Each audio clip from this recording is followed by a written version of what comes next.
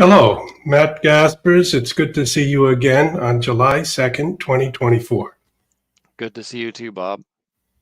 We've got the Viganò case to discuss and the accusations against Viganò made by the Vatican of schism and the accusations made by Viganò, not so much in his defense of these charges as in setting forth an entire theological position in which he accuses Francis and actually other teachings of the Second Vatican Council forward in a letter that he's published.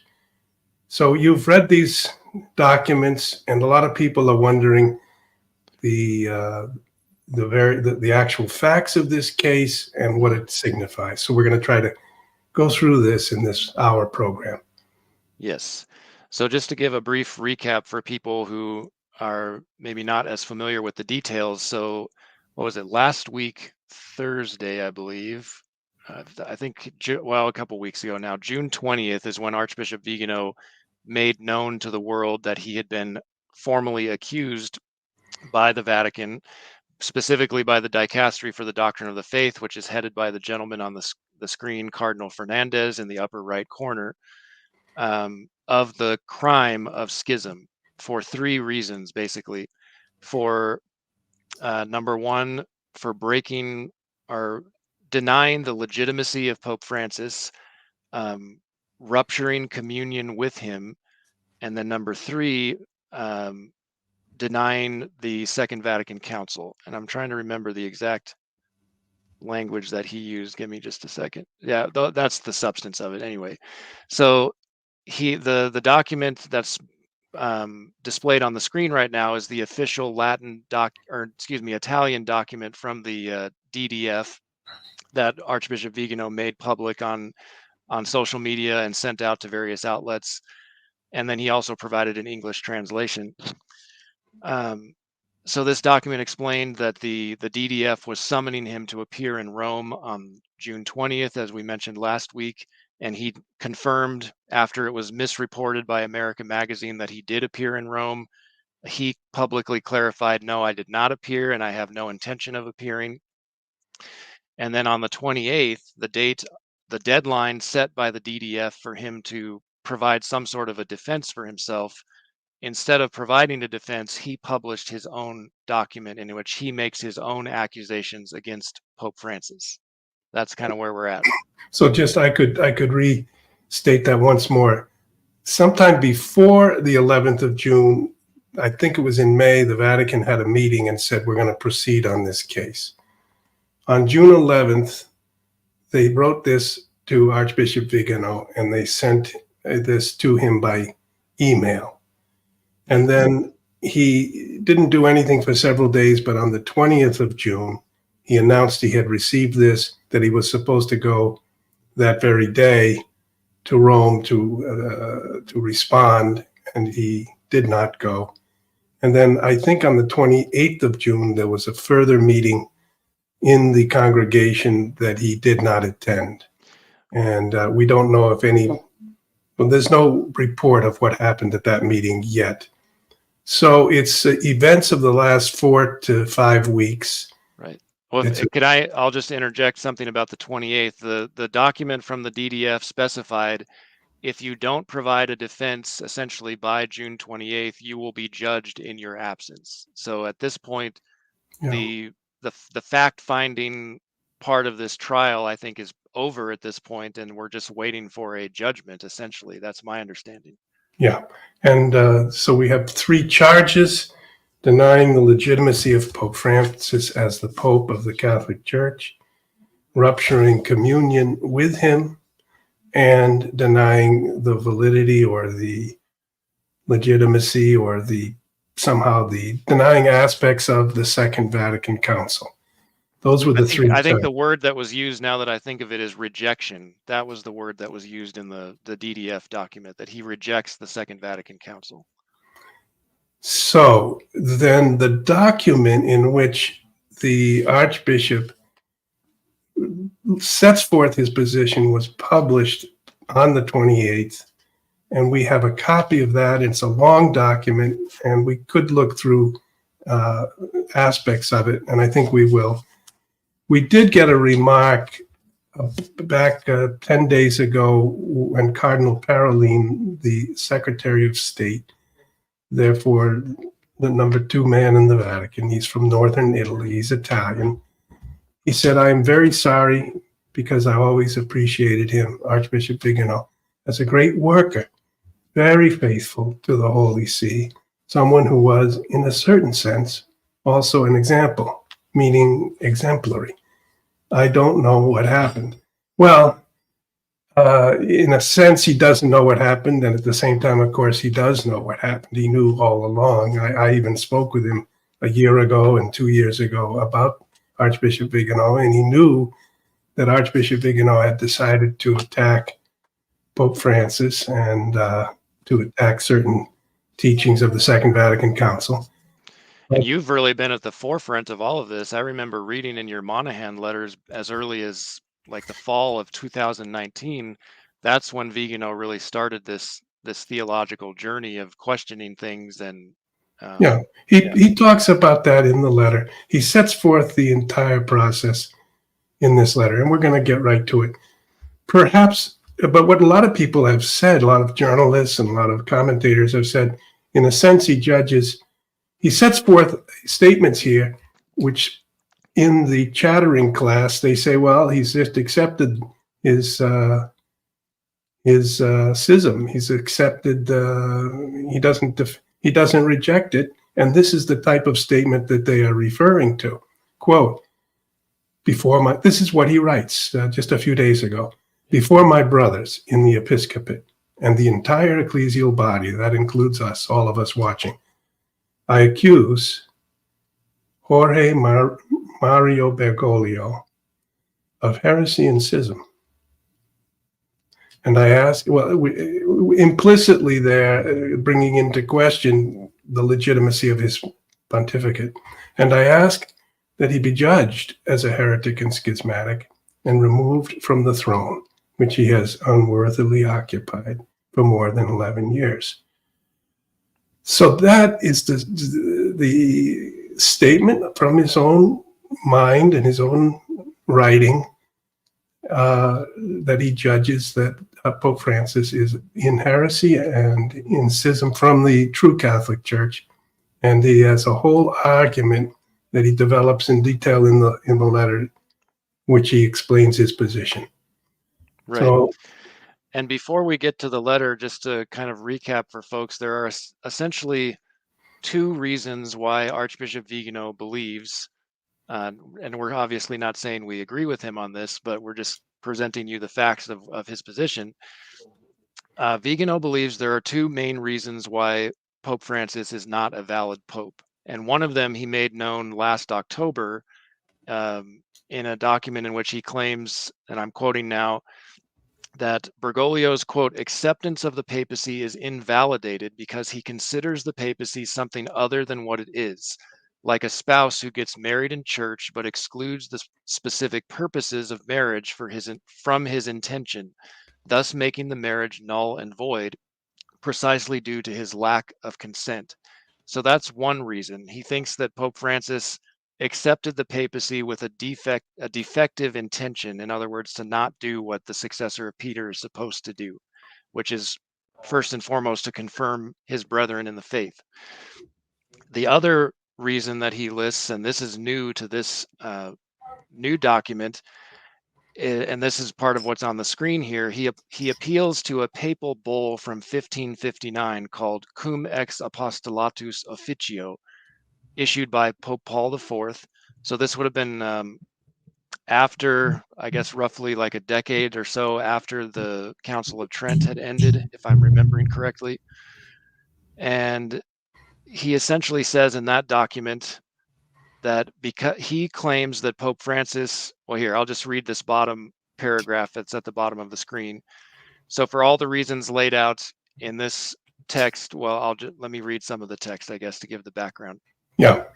The bull Cum ex Apostolatus Officio of Paul IV established in perpetuity the nullity of the nomination or election of any prelate including the Pope, who had fallen into heresy before his promotion to cardinal or elevation to Roman pontiff. Matt, this is in the context of worrying that because of sympathies to the Protestant position in Europe in the 1500s, which was widespread. People were uncertain whether someone was becoming sympathetic. A Catholic was leaning sort of semi-Protestant, or a Protestant was pretending to be Catholic. They were worried they would elect the Pope who secretly had Protestant tendencies. Correct, or who had publicly defected from the church and become a Protestant. So yeah, that's the historical context, very important. It goes on to say, it defines the promotion or elevation as void, invalid, and without any value. And then he quotes from the document itself, even if it took place with the agreement and unanimous consent of all the cardinals, nor can it be said that it is validated by the receipt of the office, consecration, or possession, or by the putative enthronement of the Roman pontiff himself, or by the obedience given to him by all, etc., etc. So none of that, all of that doesn't matter if he was a public heretic beforehand. So we'll get into the rest of this in just a moment, but I do think we have a video that we were going to play, and then we'll get back into explaining this document. Yeah, we've got a video about the pilgrimages that we offer. Deborah, do you have that? Come with us on a unique pilgrimage and retreat to renew your spirit. Experience the beauty and richness of southern Spain. Our retreat master, Father Charles T. Murr, a renowned Catholic priest, best-selling author, philosopher, theologian, trained psychologist, and pastor of souls. Father Murr will guide us through 3 mornings of spiritual reflections at a convent located in the historic heart of Carmona, Spain, promising a transformative journey. Experience an intimate evening with Father Murr at his home. Wine, dinner, music, and conversation, a highlight of this unique experience. Explore picturesque towns in Andalusia, each with its own history and charm. From the ancient streets of Carmona to the majestic beauty of Cordoba, the breathtaking views of Ronda, the remarkable village of Centenil, and the historic wonders of Seville. Our pilgrimage will be filled with awe-inspiring moments. Join us on this profound spiritual journey and rediscover the joy of faith, fellowship, and renewal. Book your place now and embark on a pilgrimage and retreat unlike any other.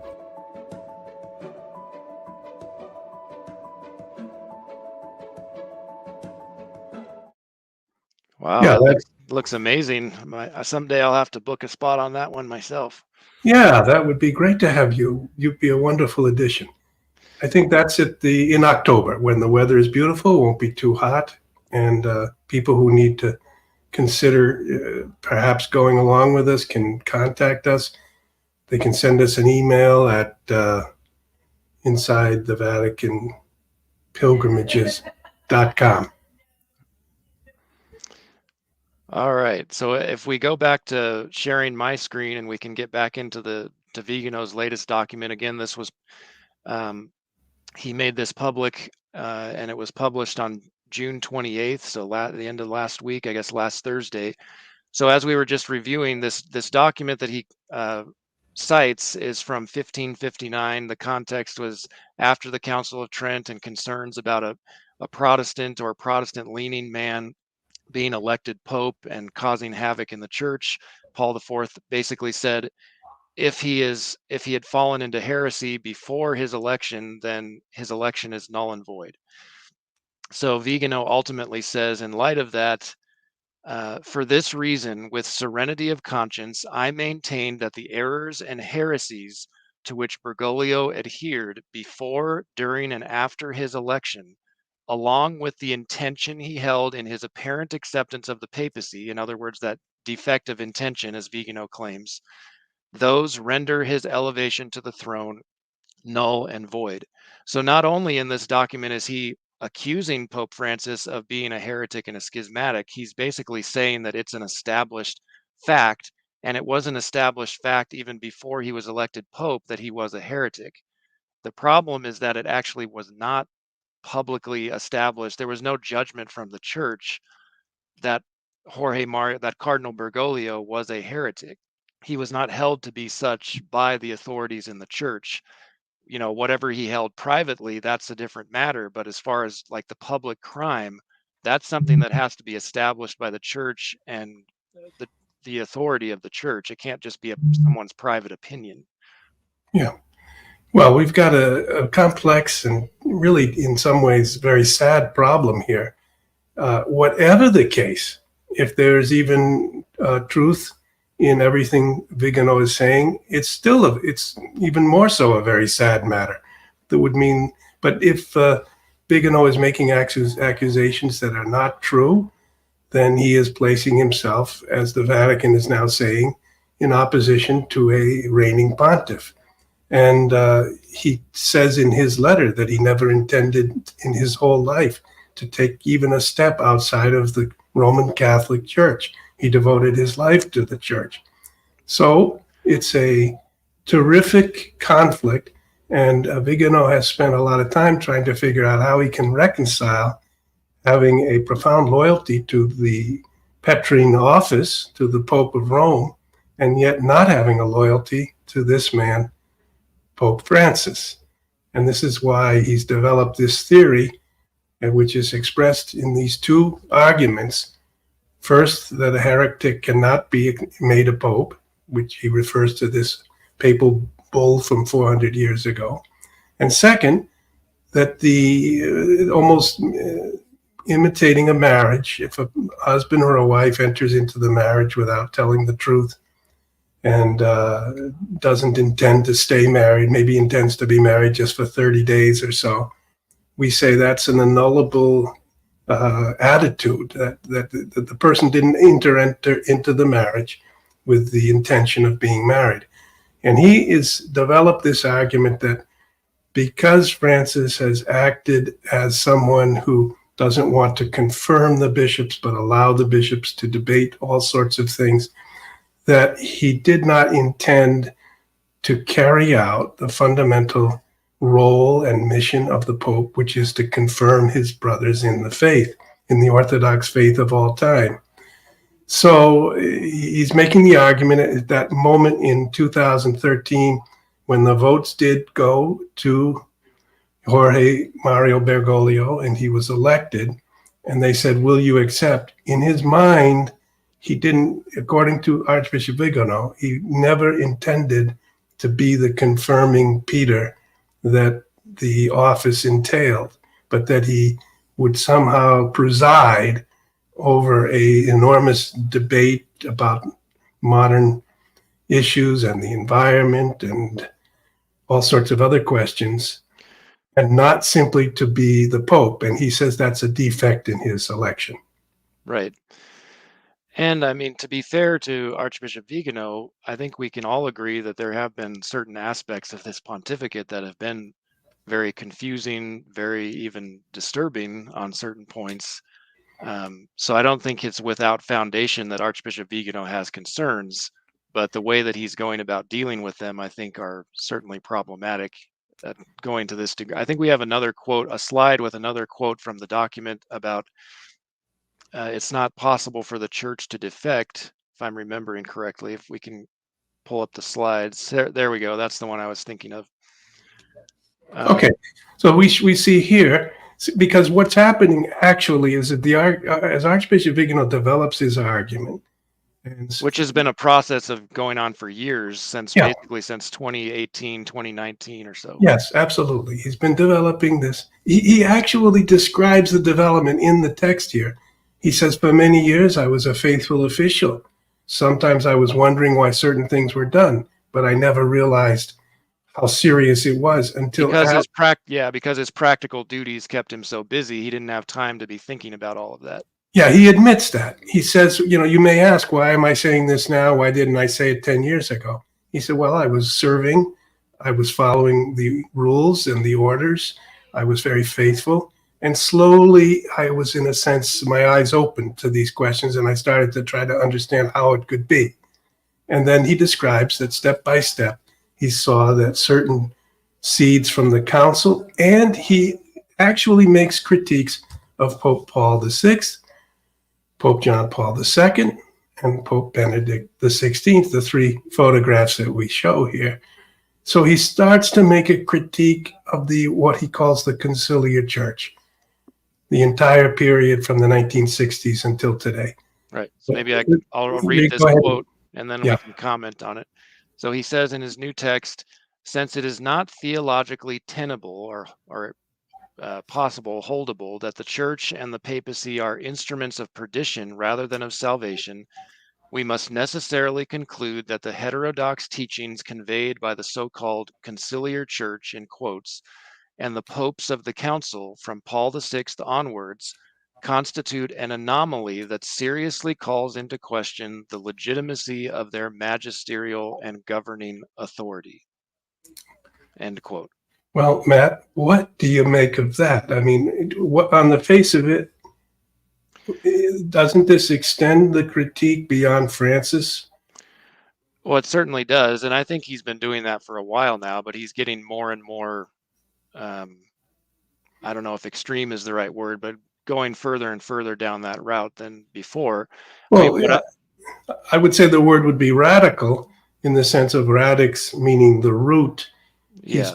And he says it at times. He says, I cannot explain how these things happen unless I go back and then back further and back further until I arrive at the great gathering of the Second Vatican Council, which was not a doctrinal council, but was pastoral, which started the process to change the liturgy. And he says, I find there somehow the entrance into the church of a certain way of, we might call it modernistic thinking, that was, even though it wasn't defined theologically and doctrinally because it wasn't a doctrinal council, it somehow is that moment that he, after years now of reflection, he thinks, and he himself was a young priest, he was ordained in the 1960s, and he thinks that there was the moment when a kind of departure from tradition occurred.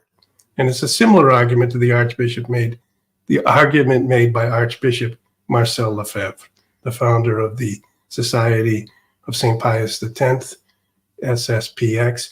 But the SSPX has now criticized Archbishop Viganò.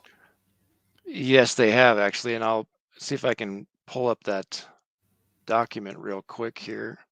So what we really have is a thoroughgoing theological critique of the last 60 years, which has now reached its peak in the denunciation, not only of Pope Francis, but of the liturgical and other teachings of the Second Vatican Council, and of some of the teachings of Paul VI, John Paul II, and even of Benedict XVI.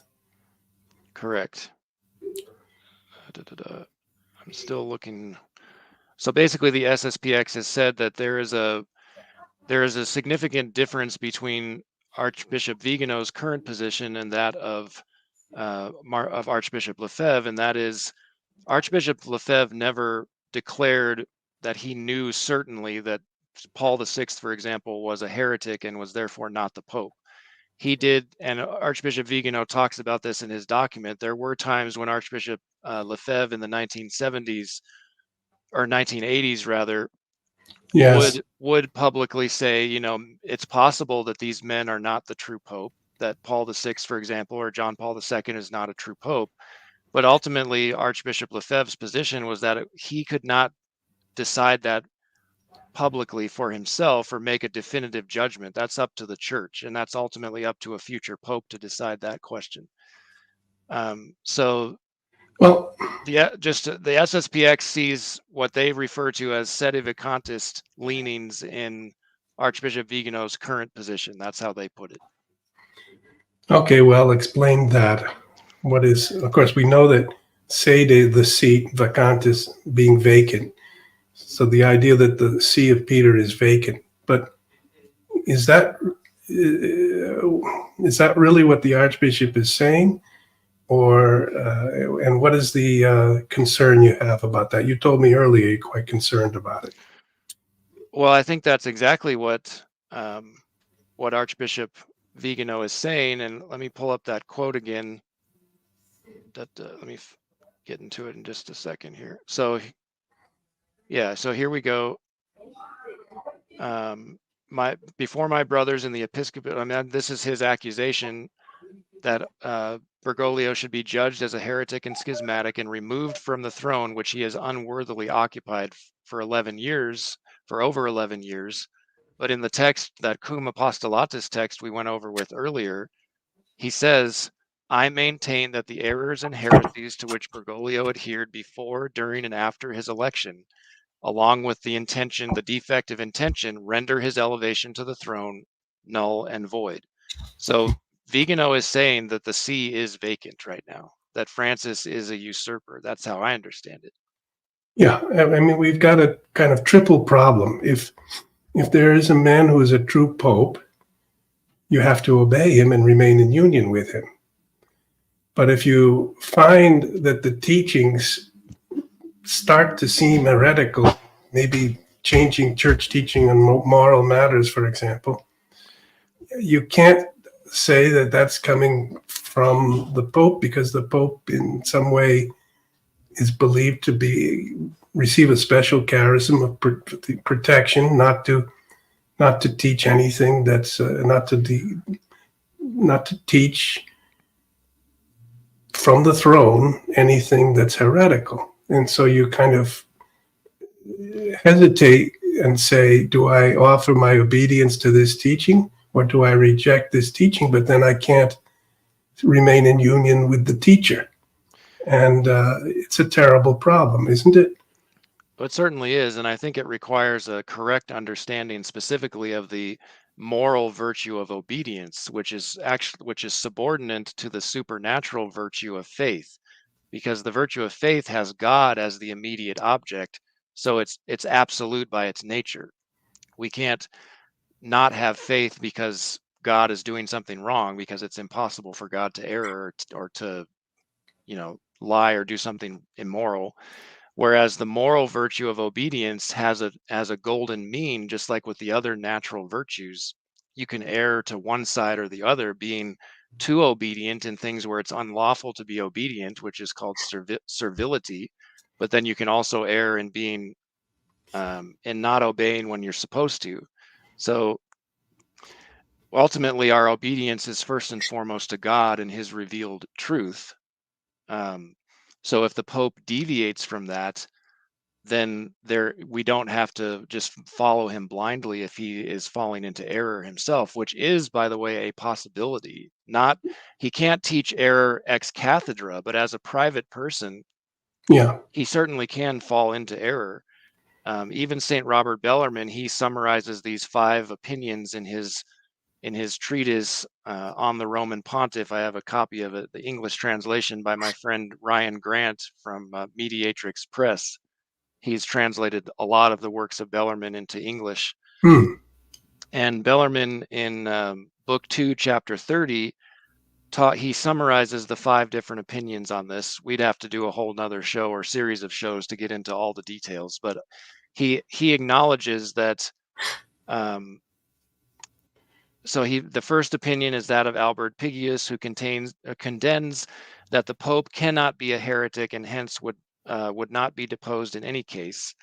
Now, Bellarmine says such an opinion is probable, that the Pope could never fall into heresy, and he says can easily be defended. Still, because it is not certain, Bellarmine says, and the common opinion is to the contrary, it will be worthwhile to see what the response should be if the Pope could be a heretic. So Bellarmine acknowledged the possibility, and he said that it is the common opinion. Well, there's so many details here, and I'd be remiss if I didn't say that on the side of Pope Francis, people asked him, are you, your reforms, etc., may be departing from certain traditions or even teachings of the church. Are you ready to do that? And he said, no. Back at the beginning of his pontificate, he said, I am a son of the church. In other words, at least in those words, he presented himself as someone who wished to carry forward the teachings of the Christian faith. And he said on a number of occasions that he wishes to be very merciful to people who have fallen into sin or fallen into terrible situations, and he doesn't want to judge them because he doesn't want to know they are one soul, he's another soul. So in this sort of pastoral way, he seemed to be sort of lax to people who want him to be very, very clear. But he's never specifically and insistently, at least on most issues, he seemed to have always halted and said, I do believe, for example, abortion is sinful. I do believe that we will not have, that we exclude the possibility of women priests and some of these other teachings. What do you think? Yeah, I think one of the things that's the problematic things in Pope Francis's pontificate that Archbishop Viganò probably has in mind are things like Amoris Laetitia, chapter, I think was it chapter 8 is the controversial part, but there are some other problems issues throughout the document as well, but specifically chapter 8, that was the subject of the 2017 filial correction, Correctio Filialis. I'm sure you covered it at the time when it came out. That was the fall of 2017 when that group of scholars, theologians, originally signed by 62 clergy and lay scholars from 20 countries. It states that the Pope has, by his apostolic exhortation Amoris Laetitia, and by other related words, deeds, and omissions, effectively upheld 7 heretical positions about marriage, the moral life, and the reception of the sacraments, and has caused these heretical opinions to be spread in the Catholic Church. That's the substance of it.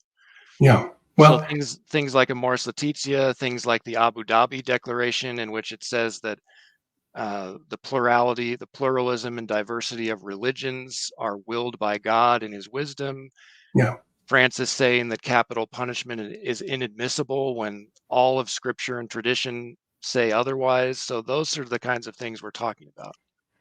Yeah, and there's no question that it's a terrible situation, and now it's going to lead to further bad divisions in the church. On the other hand, some people say it's necessary the divisions be clarified as real divisions.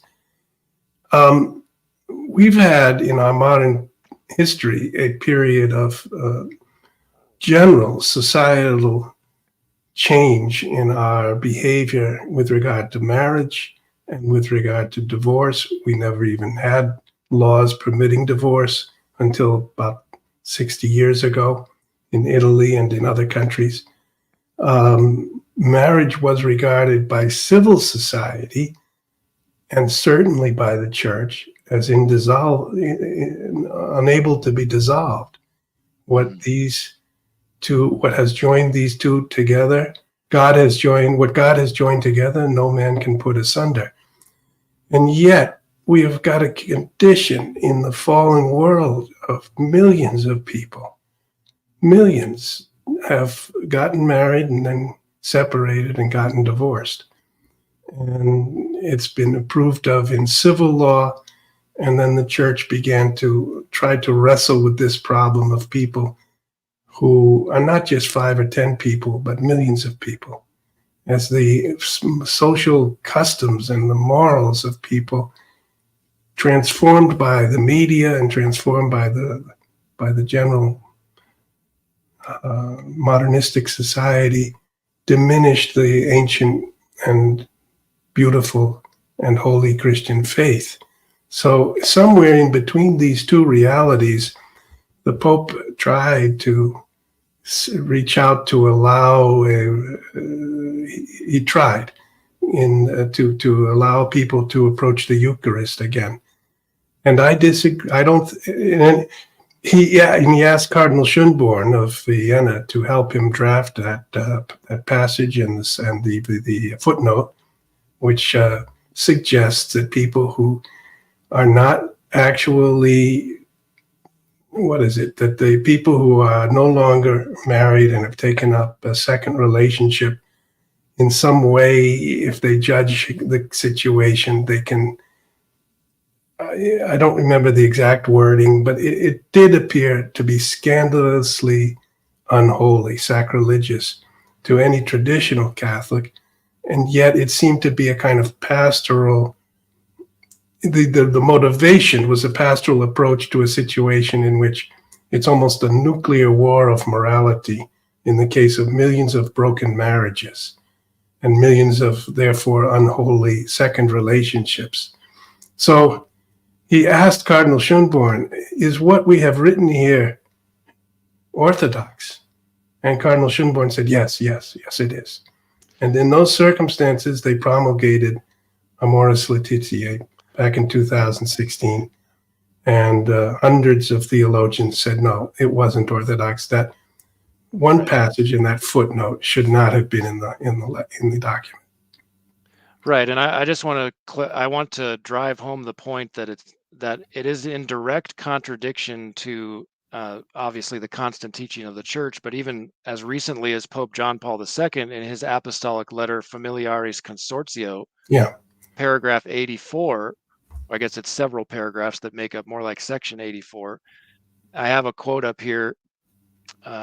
Let me see here. I'll see if I can share this on the screen so people can see where I'm reading. Just let me pull up the correct tab here. Give me a second. Here we go. Okay, so now if you share my screen, it should be up there and people can see. There we go. All right, so I'm reading. This is part of section 84 in the document. It says, however, he's talking about divorced persons who have remarried, which is the substance or the theme of chapter 8 of Amoris Laetitia. So he talks about, together with the synod, John Paul II says, I earnestly call upon pastors and the whole community of the faithful to help the divorced and with solicitous care to make sure that they do not consider themselves as separated from the Church, for as baptized persons they can and must, and indeed must, share in her life. They should be encouraged to listen to the word of God, to attend to the sacrifice of the Mass, to persevere in prayer, to contribute to works of charity and to community efforts in favor of justice, to bring up their children in the Christian faith, etc., etc. So that's a very, very pastoral language. But then he does go on to say, however, the Church reaffirms her practice, which is based upon sacred scripture, of not admitting to Eucharistic communion divorced persons who have remarried because their valid spouse is still alive and yet they're engaged in marital behavior that's proper to spouses.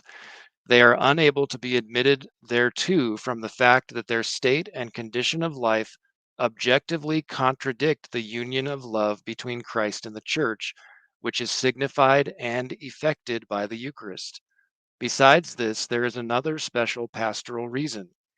If these people were admitted to the Eucharist, the faithful would be led into error and confusion regarding the Church's teaching about the indissolubility of marriage. And that's it right there. Yeah. And so the Amoris Laetitia slightly revises this, and people believe that they revised it in an improper way. Right, and it's also important to understand, so this Amoris Laetitia is not like an ex cathedra dogmatic definition or something. It's not like it's irreformable. It's an apostolic exhortation at the same level of authority as this document from John Paul II. Now, the difference is that John Paul II is simply reiterating the constant teaching and practice of the Church, whereas Pope Francis in Amoris Laetitia did introduce a novelty, which I think we have to be honest, is leading the faithful into error and confusion regarding the Church's teaching about the indissolubility of marriage. So something does need to be done definitively about Amoris Laetitia and that problem. Yeah. There needs to be a return to what John Paul II was teaching, which is simply reiterating what the Church has always believed and taught and practiced. Yes. Now, we're discussing Viganò's accusations against Pope Francis, which the Vatican says are de facto schism from Pope Francis. I think I'd like to go back and read through how he developed his Okay. his belief, because a lot of people may have heard about this, but they may not have read the document themselves. So I'm going to share that tab again, and we can And bring that we up. won't take too long with it, Matt. I intend to move through it. Let's go Yeah, to the top. And it's so a if you long, yeah. if you want to get right into, we might skip over the introductory remarks if you wanted to and get right into this section of the causes of the present crisis if you wanted, or do you want to start at the very beginning? Well, let's just see how he begins. Okay. He starts by a passage from Galatians saying, even if an angel from heaven should preach to you a gospel other than the one we preach to you, let that one be accursed. So Paul and all the early church fathers and all Christians have always tried to defend the truth, to remain faithful to the gospel and to the doctrine once handed down. Then so he's calling on St. Paul's teaching about that great love for truth, and it's saying this is what animates him. And he then turns to another figure, Archbishop Marcel Lefebvre. So he begins by linking himself to Archbishop Lefebvre, who was excommunicated in 1988, even at that time, Cardinal Theon Doom said to me, well, it's now going to take 50 or 60 years, and then Marcel Lefebvre will be declared a saint, because he was such a good man. He had been a missionary in Africa. He had arranged dioceses, schools, seminaries, clinics. He had worked night and day, and he was he was against some of the teachings of the Second Vatican Council as they were developed in the post-Conciliar period, and he ended up ordaining bishops against the will of John Paul II, and was excommunicated in 1988 and died in 1991. And Archbishop then says he's back in the same place that Lefebvre was, being condemned by the office of the doctrine of the faith, the Holy Office. Right. And so he goes down here. He says, I face this trial with the determination comes from knowing I have no reason to consider myself separate from communion with the Holy Church and with the papacy. So he's saying he considers himself completely in communion with the Holy Church and the papacy. What he's going to argue is that somehow the Church, in many aspects, has departed from the traditional Roman Catholic Church of all time. I think because he's introduced this very stark distinction between the true church, the Catholic Church, and what he calls the Conciliar Church, what he's also referred to in the past as a parallel church, an anti-church, a deep church, all those things. And he's now going to make the argument in several paragraphs here, how the enemies of the Catholic Church have decided to mitigate the sacraments so that all the power of the Holy Mass would not be present in the Church. He said this lies at the origin of their fierce hostility to tradition. Satan and his minions know full well what a threat the one true Church poses to their anti-Christic plan. So again, he's expressing his profoundly Catholic faith and belief. Yes.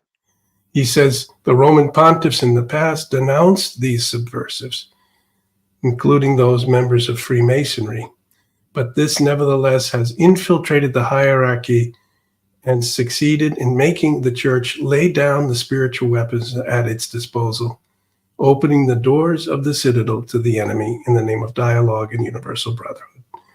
So that's his judgment of our present situation, and he's looking for the causes. And he starts to find them in the Second Vatican Council, which he describes in this part of his letter. And at the bottom paragraph there, since the Council, the Church has become the bearer of the revolutionary principles of 1989. And there were people... 1789. I'm sorry, 1789. And there were people at the Council, Matt, you've said this before. They said this will be the 1780... Yeah, the French Revolution of the Church. Cardinal Suenens is quoted as saying that, yes.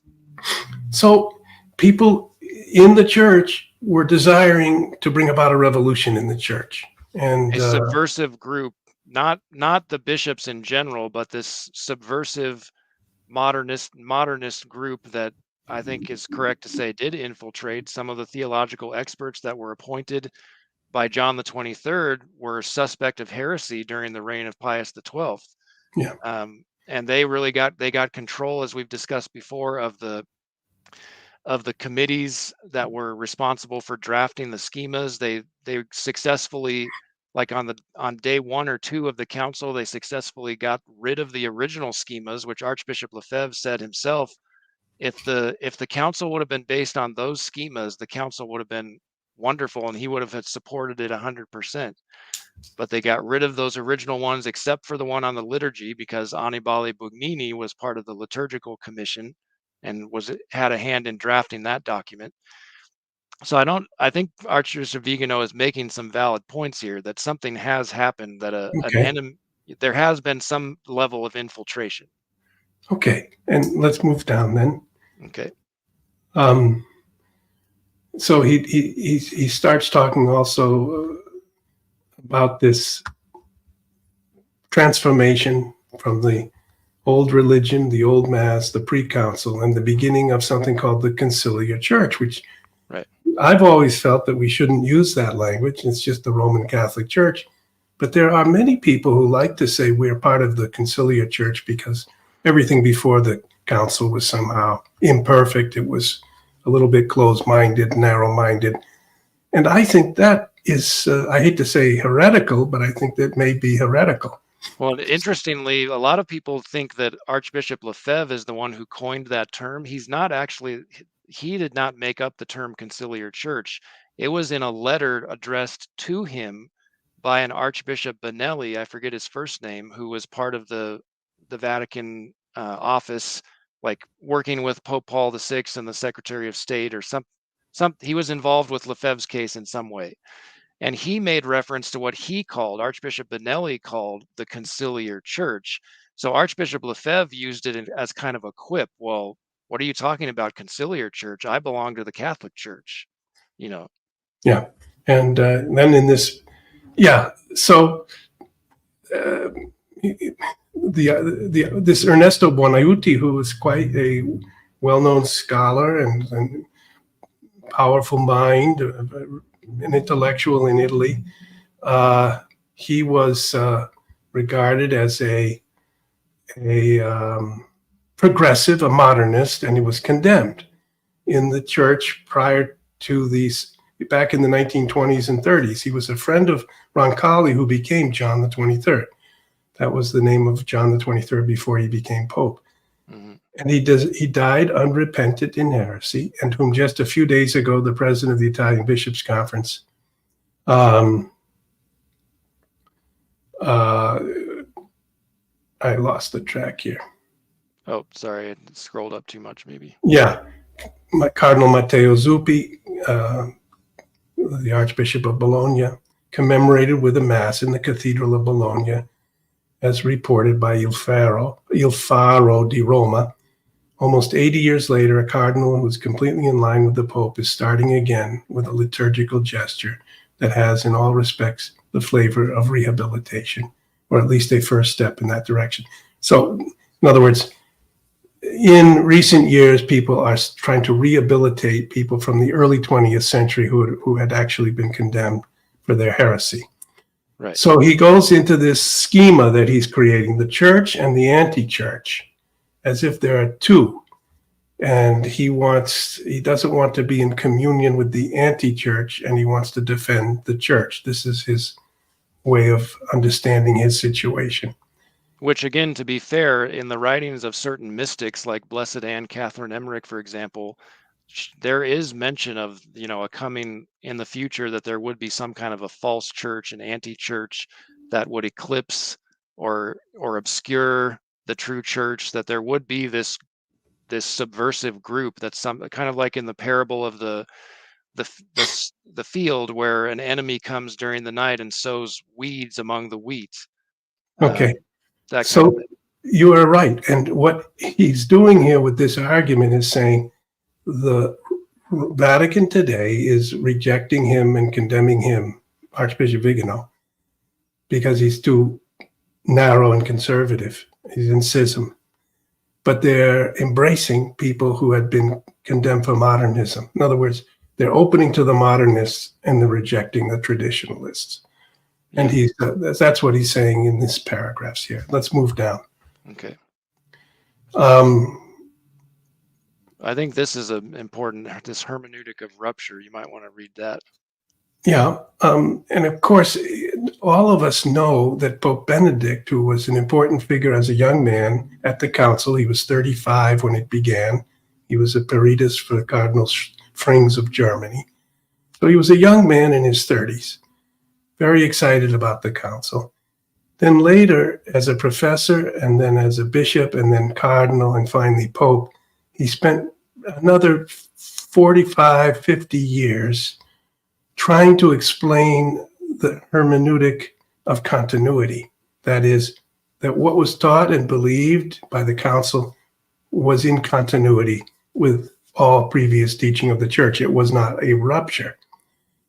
And we've all watched the various ways in which Cardinal Ratzinger, Pope Benedict, carried that process through. And it reveals that it's a serious question. That's what I'm going to make that my position on this, that we can understand that it's a serious matter for Viganò because it also was a serious matter for Joseph Ratzinger, Pope Benedict.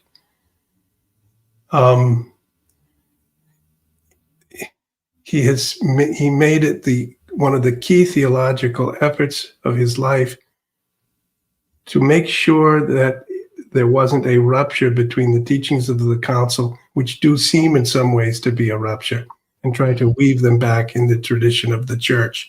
It just reveals that it was a difficulty.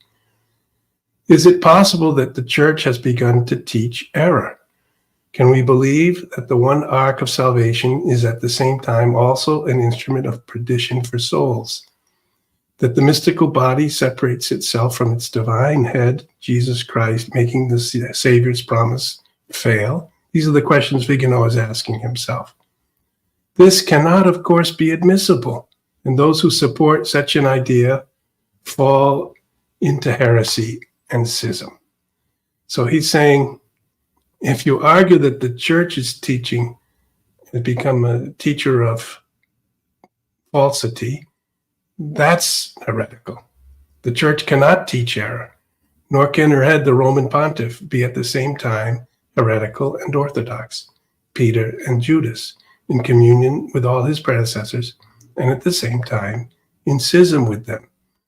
You can see that he's wrestling with this question. Mm-hmm. And the only theologically possible answer is that the conciliar hierarchy, which proclaims itself Catholic but embraces a faith different from that constantly taught for 2,000 years by the Catholic Church, belongs to another entity and therefore does not represent the true Church of Christ. So that is the argument that Viganò is making, and that's what's being denounced, and that's why he's being excommunicated.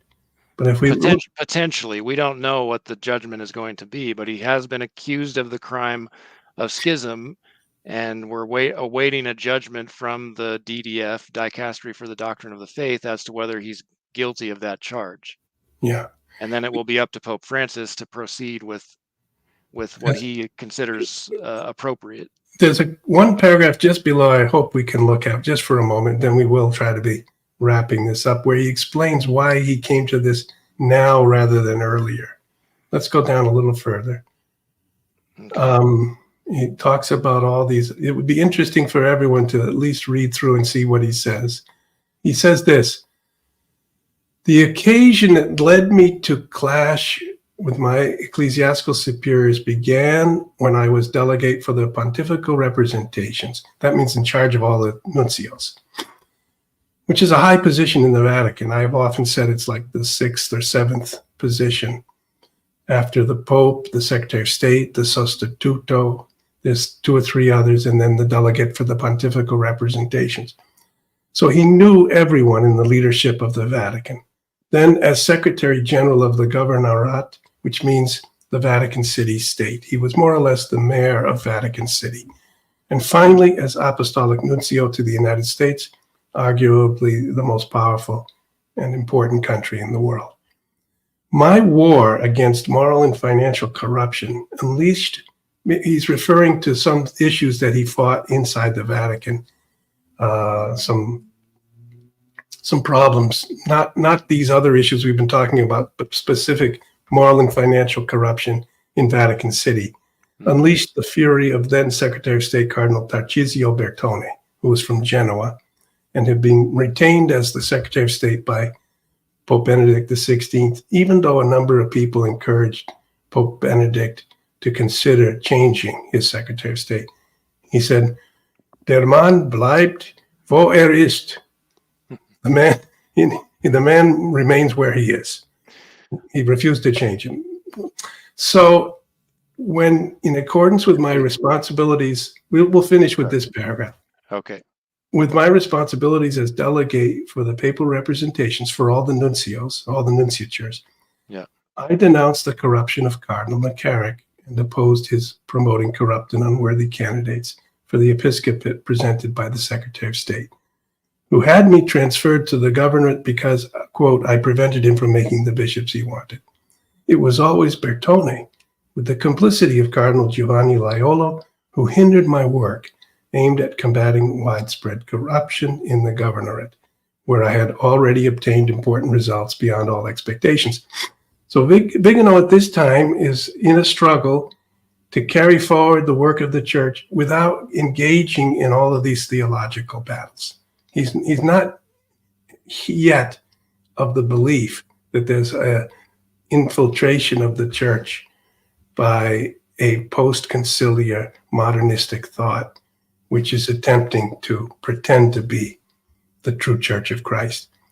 And it was after he went to America and then came back to Rome and he saw his accusations against McCarrick, his telling to the Pope Francis the accusations against McCarrick and seeing that they had no effect, that he started to explore this entire theory of how all of this could come to be. Right. And this is what we finally get in this long text where he says the church has somehow been infiltrated by a heretical thought, and it's widely accepted by the hierarchy. And only those who are most, as he would put it, committed to retaining the traditional teaching would share his view on these matters. We don't have any statement from people. Brid Herbert, good afternoon from Ireland, enjoying the podcast. God bless you both. Thank you, Brid. Thank you. And Gonzalo Suarez, yes, from Sao Paulo, Brazil. Thank you, Gonzalo, for joining us. And Lady Rotha, we appreciate you always. Bill Zupancic, always good to see you. Lori from Missouri. Matt, how is this going to come to a conclusion? I would assume in the coming days, I don't think it'll be long, we're going to be hearing a judgment from the DDF, and I guess we'll have to take it from there. Only God knows how this is all going to end up, but I pray that that Archbishop Viganò's valid points will be taken into consideration, but I also hope that he might not veer off too far in either direction. And yeah, we don't have time to get into all of that today, but yeah, okay. I appreciate your cautiousness because it's an unprecedented situation. I don't even think the Lefebvre situation was comparable to this one, and it's continued with the connection between these events and the secular events. And Viganò in his writings connected all of the, we're getting near the end of the program, but he connected all of the struggles we're facing in the last 5 years with the virus, the vaccinations, the war in Ukraine, the strange the strange lockdowns that we experienced as something that the church also suffered from when we closed all the churches, for example. And he's developed a theory that this is not just inside the church, but it's a global operation to prepare a new age of humanity. Maybe you could be the one that would summarize and end our conversation, Matt, if you would.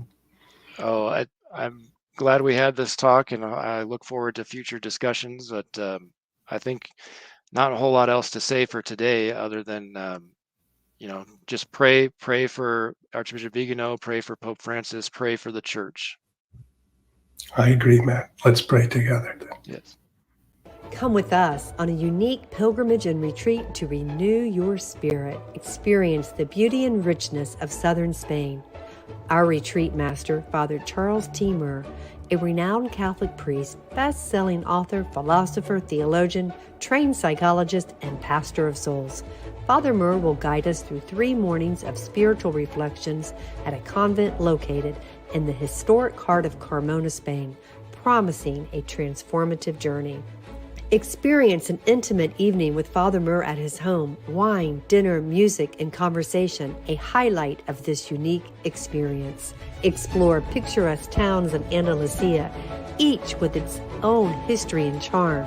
From the ancient streets of Carmona to the majestic beauty of Cordoba, the breathtaking views of Ronda, the remarkable village of Centenil, and the historic wonders of Seville. Our pilgrimage will be filled with awe-inspiring moments. Join us on this profound spiritual journey and rediscover the joy of faith, fellowship, and renewal. Book your place now and embark on a pilgrimage and retreat unlike any other.